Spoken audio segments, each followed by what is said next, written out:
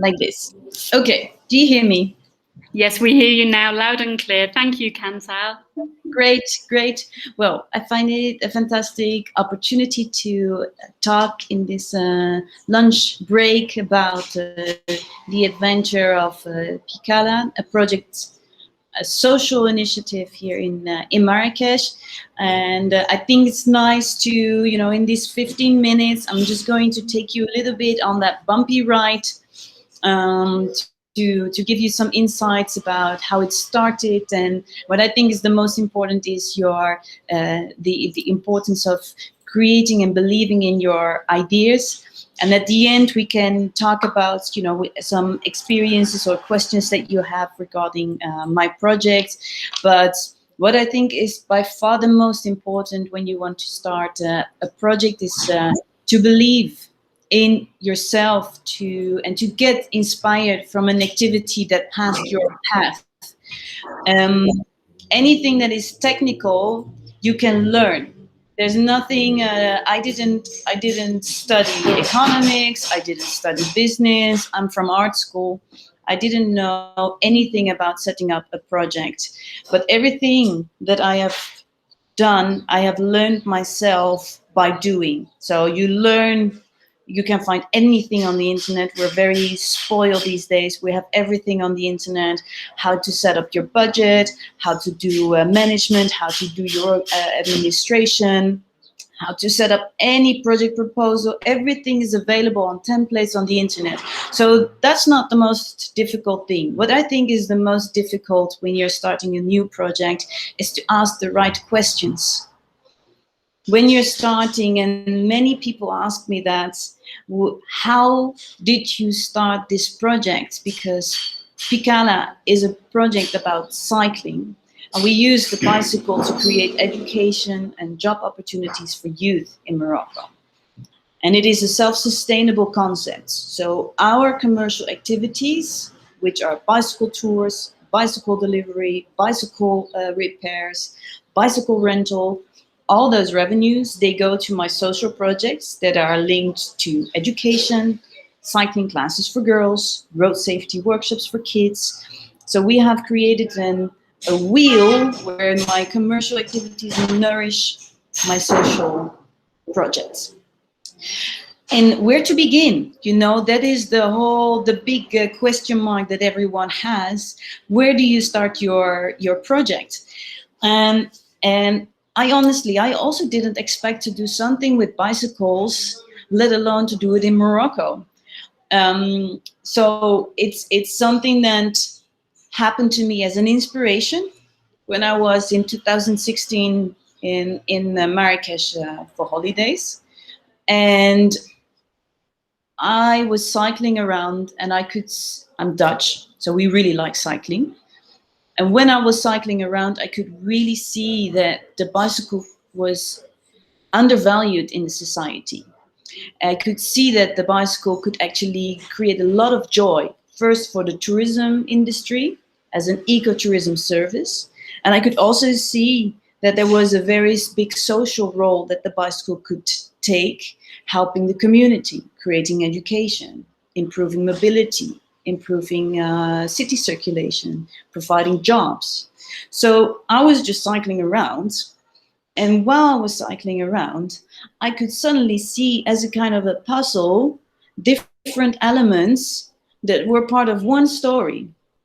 And they were not directly linked, but you could, you're kind of composing. And then I could see okay, but the bicycle can also address things on public space, or the bicycle can address things on personal health. So I think that is the most important thing when you're starting a new project or a new concept or a new business. Today, we really need to compose our story. It's not so much anymore about, I'm starting a bicycle rental and here I go. I put 15 bikes in the shop and we're just going to rent them out. And that's the end of the story. I think today we really need to make those exchanges, the links, the connections. The more resilient your concept is, or the more, how do you call that? The more your concept is able to connect to different elements, business or social, the more sticky your concept becomes, and the more easy it's also to twist or turn when your project is changing over time. So so here I was with my puzzle. I could see business, I could see social impact, I could see girls, I could see education, I saw road safety, and then what? Because I was 24-year-old, I didn't have the experience, and everyone told me I was completely crazy to think that I could start a bicycle project in Morocco.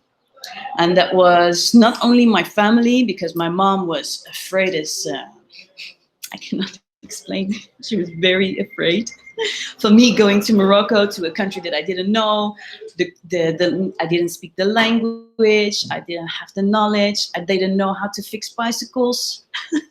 So I didn't have anything to build my project upon. And also in Morocco, when I came, the people were telling me, well, the bicycles are from the old days. It's not so interesting anymore. What are you going to do? We want fancy electric cars. That was a bit the spirit. So you get a lot of people that are going to disencourage you on in your picture. And so the most important is to really visualize for yourself what you see it is possible. Because for me, in my mind, I had pictured so many elements why it could happen. And I really stick to that idea. And I took the bus to Casablanca and I spoke to the consul of the Netherlands. He said, you are crazy. I went to an orphanage. The director said I was crazy. I went to a company and they said I was crazy. But for me, it wasn't crazy. There was so much out there. And actually, you have to obviously listen to the feedback of people, because they can give you very valuable information. But at the same time, it's very hard for people to project your new idea. There's no direct relevance for them in their daily activity. So people are more often just to keep you exactly where you are, and just be better safe and sound than to take such a risk. But what I really encourage is that, especially, we're here inside the school, young people, you really have to get your guts together. You have so much knowledge, you have so much talent, you have so much potential to use that to explore and to make something happen. And if it doesn't happen, there is always a plan B, which is most likely working in HR or in communication in a company, or you go back to the domain that you have studied in. So that's, your plan B, and that's a fantastic plan B. So I was not afraid to do it, to take the risk, because the expected normal life is my backup. So that is for me very important. So imagine for yourself your idea, get all your courage together and ask the right questions. I think asking questions is one of the most important aspects of it, because if you just go with assumptions, it's not going to happen. So also for my story within Pikala, I've been asking everyone everything. I was going around with a notebook. I was writing everything down, every name, every reference, every advice, everything that I could get. I would prepare also my meetings with people, because asking the right questions is very important. I'm training now a young Moroccan guy who helped me also here in Morocco, and I'm training him also about how to ask the right questions, because otherwise you ask someone for their time, you're there, you're investing also your time to meet someone, and you want to get as much as possible out of that conversation. So it's super important that you have for yourself prepared already a few questions, so that you really limit and be sharp and focused when you're having an exchange with someone who is going to give you input. So I have notebooks, I still have them all in my office, where I took the most ridiculous notes of the most ridiculous advices and responses that I got. But I also have really filtered the right information from all those questions. And questions never end. Like today, I'm also still questioning many things, because you're still trying to adapt to the circumstances of today. What are the needs of the team? How can we improve this part of the project? It's constantly, it's like a river. And if you want to make sure that you keep flowing, you have to keep questioning, stay curious, and make sure that you want to adapt to the needs of today. So questions, I would really say, are super important if you want to set up your own project. Besides then, obviously, your own conviction that you want to create and that you have composed for yourself with different elements your concept.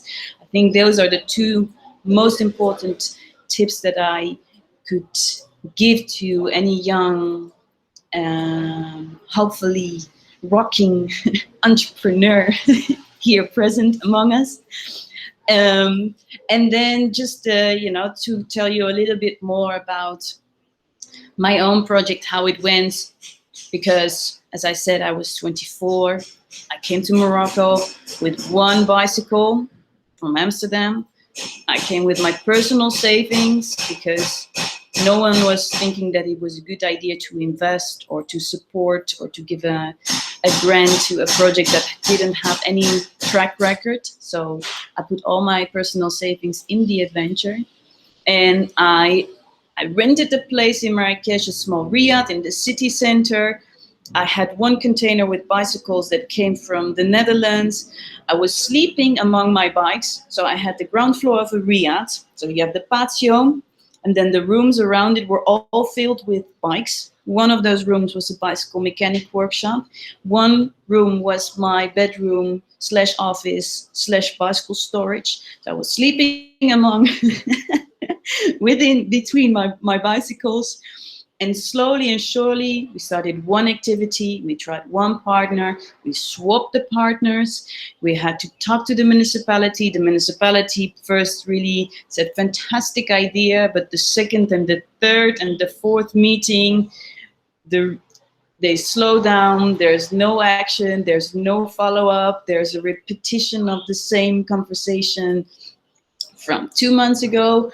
So you really have to be very continuous and keep being focused on your achievements and constantly making new turns, because this partner didn't turn out well.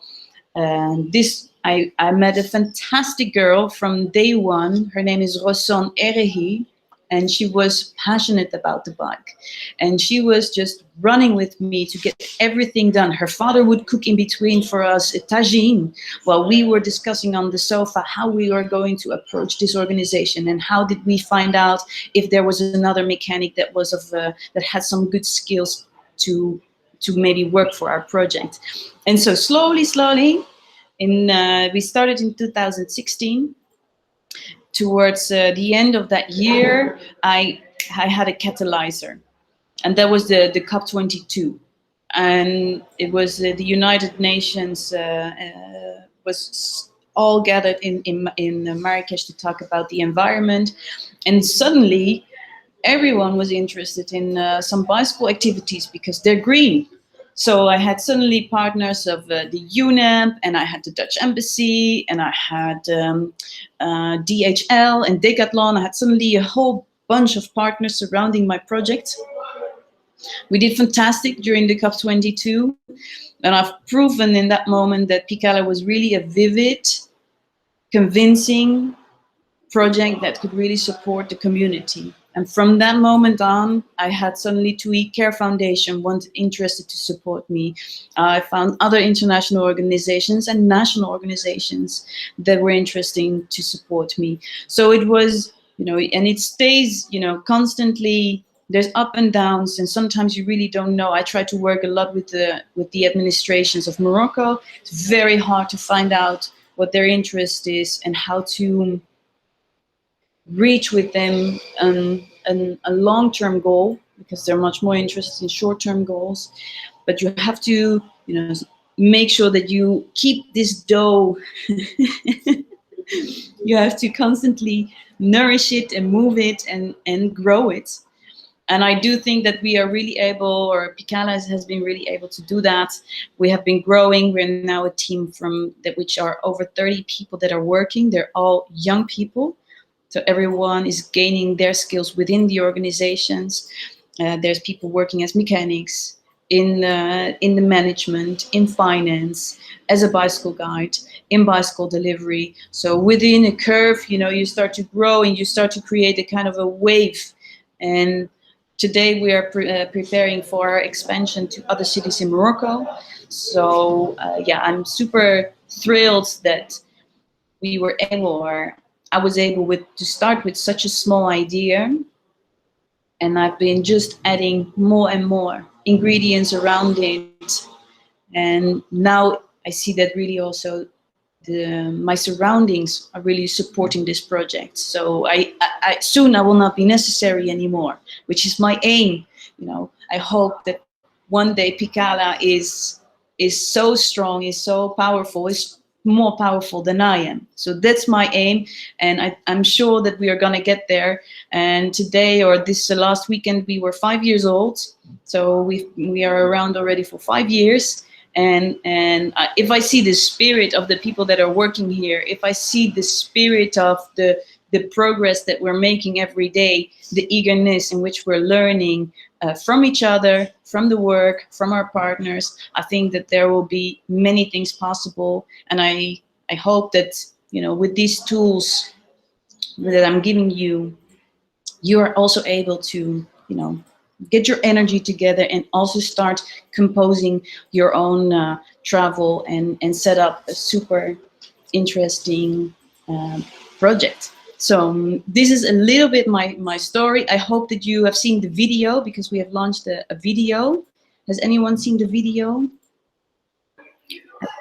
We shared the video with everybody. So yes, yeah. Okay, super cool. So I hope that also really gives you a glimpse of the dynamics and the joy of the organization.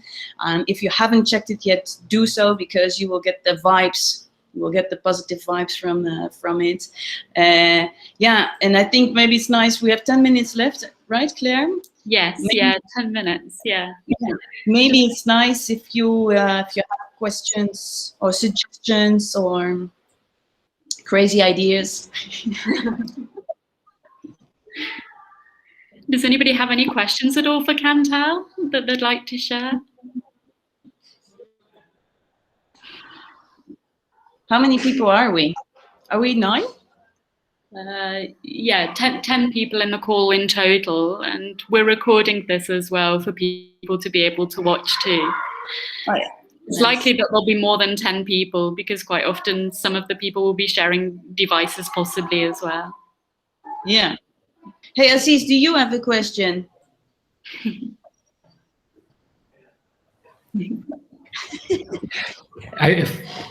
If you don't mind, I'll jump in here. Hi, my name's Casey. I'm the head of school at ASM, and I just want to say thank you, Cantal, for coming here today and to talk with our students and our staff. I think your story is really inspiring, and I love how you framed your talk around the story. It's the power of the narrative of what you have accomplished, and along with your team that you've built here in Morocco and in Marrakech in particular. What I think is truly inspiring is the fact that I think you said you came when you were 20. You arrived when you were 24 years old. That's quite young. I know when you're a high school student, it seems like, oh, you're an old fogey by the time you hit 20, 22. But that's really brave of what you did coming to a foreign country. You said not knowing the language and just being inspired by what you saw on the streets and trying to make something happen despite the odds. To me, that in itself is a powerful story for our students and our faculty to hear. Every day we grumble, we might think the whole world is against us and what we're trying to accomplish, but you've demonstrated over the past 5 years that through hard work, determination, perseverance, and a faith, an unrattled faith of what you are doing, you conviction of what you are doing to transform lives and the world. And I can see that in the video and the positive spirits, and I hear the hammering in the background as you're talking. Yeah, real work happening here. So I just wanted to say thank you for sharing. And I think as I was talking, there were a number of questions that popped in, and I'd prefer that the students have the opportunity really to ask the questions. If not, I'll come back after. So.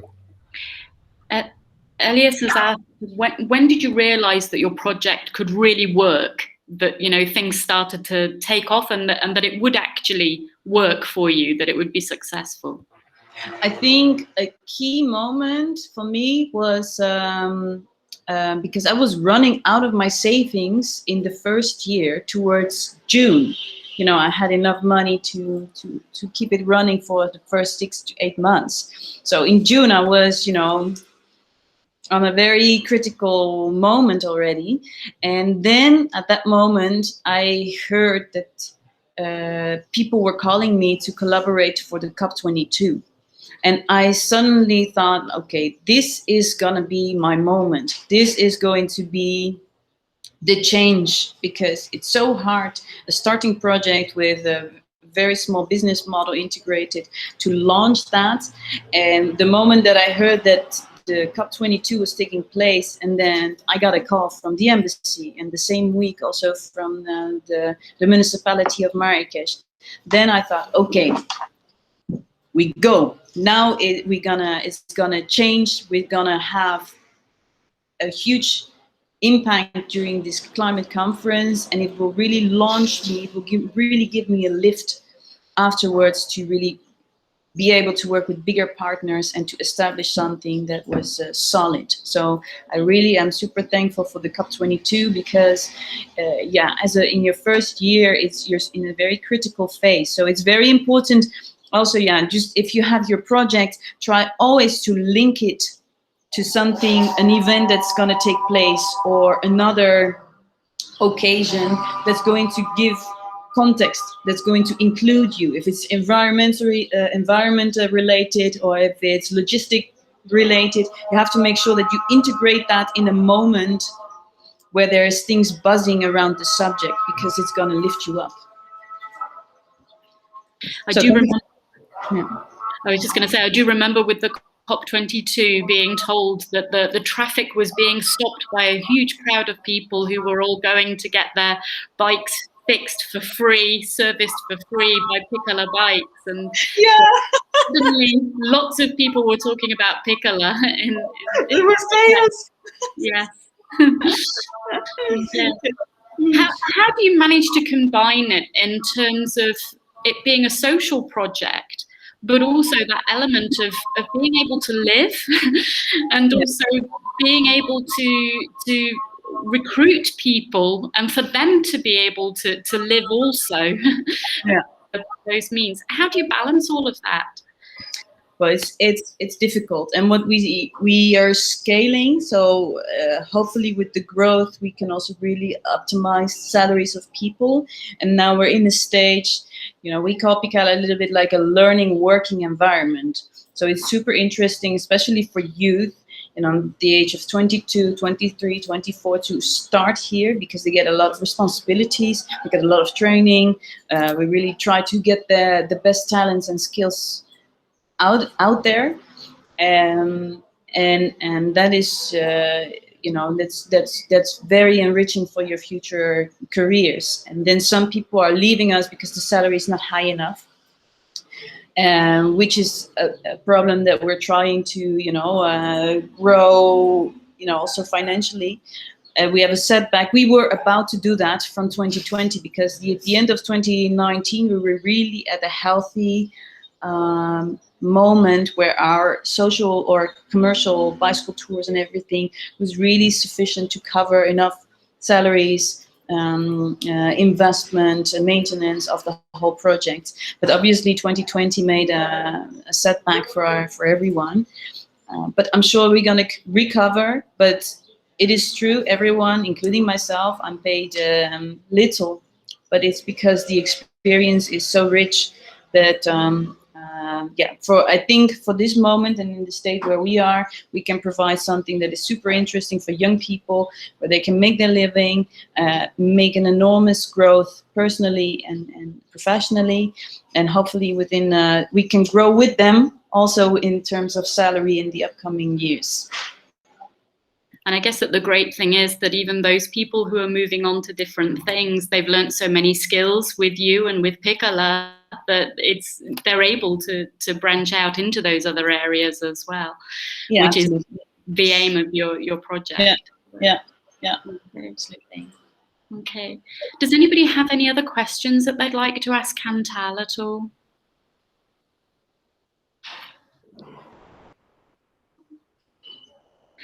I'd really like to thank Cantal. Thank you very much for joining us for today's Career Connections. I mean, I think there were some really great takeaways from what you were saying. The first one being, keep asking questions, keep questioning things, don't stop questioning, and keep asking yourself the right questions as well. Another element was actually, having conviction, knowing what your passion is, using that talent, that potential, and making things happen, knowing that you have a plan B that's somewhere up your sleeve as well, just in case. You also talked about preparation being really key and being sure that you're prepared, particularly for meetings, but anything, being as prepared as you possibly can. You talked about resilience being incredibly important. Don't give up, keep trying, keep going, take a different track if you can, with different elements if you can. And then also you talked about the importance of timing in things. And I know that certainly timing is something that has been important to all of us and really has been brought home to us in these current conditions as well, when we're all working through some challenging conditions of the current times, but hopefully those times will provide better things as well for the future, when things start to grow and when we get travel back as well to Marrakech and Morocco again. Okay. Yeah. Thank you very much. Thank you for sharing your story with us, Cantal. Yeah, thank you too, Claire. Thank you very much for the occasion to be part of this moment. Thank you to the American School, and I invite all of you to come and visit us, because we're in Marrakech, in downtown Medina, and come to taste a little bit of the spirit of the project and join us in some activities, or if you want to work with us on something, let's make it happen. Thank you so much. Yeah. Thank you. Thank you, everybody. Bye-bye. Take care. Thank you.